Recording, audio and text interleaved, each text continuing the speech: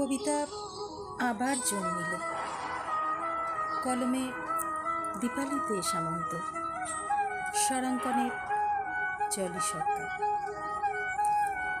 তিনি বললেন, পরজন্ম যদি হয় তুমি কি হতে চাও, রাধা নাকি রুক্মিণী?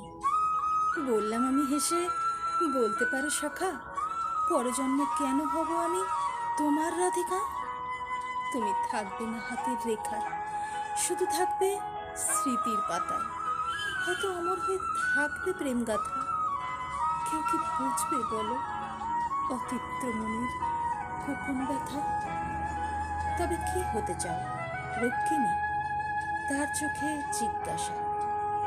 বললাম আমি, না গো না, করিনি সে আশা। কি হবে তোমার অর্ধাঙ্গিনী হয়ে? পাবো কি স্থান তোমার হৃদয়ে? হয়তো তুমি থাকবে আমার বাহুডোরে বাঁধা, কিন্তু হৃদয়ে প্রতিধ্বনিত হবে রাধা, রাধা, রাধা।